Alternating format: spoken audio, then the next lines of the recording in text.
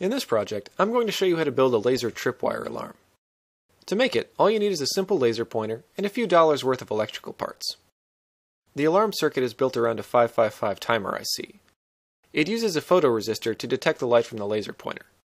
The photoresistor is wired in series with a second resistor that together form a voltage divider.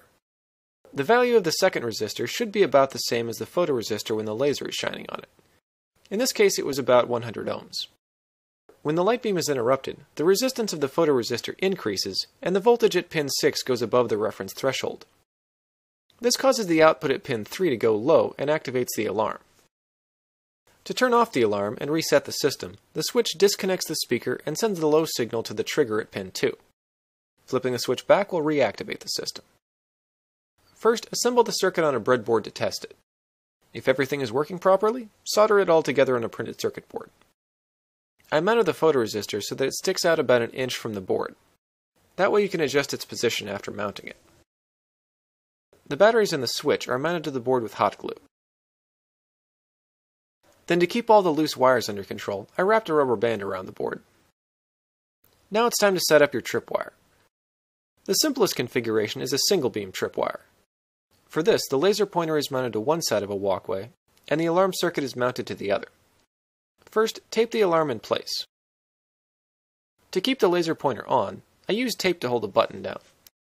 Then I use sticky tack to mount the laser pointer in place. Carefully adjust the laser pointer so that the beam is centered on the photoresistor. Lastly, flip the switch to activate the alarm. Now whenever someone walks through the beam, the alarm will go off. A single tripwire beam works fine, but with the addition of a few mirrors, you can cover a whole room in a grid of crisscrossing lasers. To set up a multi-beam tripwire, start by mounting the laser pointer. Then at the point where the beam hits the opposite wall, mount a mirror at a slight angle. Continue adding as many mirrors as you want. The last mirror should direct the light to the alarm circuit. Because the system uses one continuous laser, if any of the beams are interrupted, it will cause the alarm to go off. If you find that the laser pointer's battery life is too short, you can remove the 3 button cell batteries and instead power it with the 3 AA batteries on the alarm circuit. Because they both run on 4.5 volts, all you need to do is use some alligator clips to connect the spring inside the laser pointer to the negative terminal of the battery pack, and connect the barrel of the laser pointer to the positive terminal of the battery pack. Then mount the laser pointer to the circuit board. The buzzer on the alarm works to alert you if you're nearby, but you can also connect the tripwire to a larger security system. To connect your laser tripwire to another circuit, connect the grounds of both circuits together. Then connect the wire that was attached to the negative terminal of the buzzer to the signal input of the second circuit. For example, if you're using an Arduino, wire it to a digital input pin and use the digital read function to monitor the wire.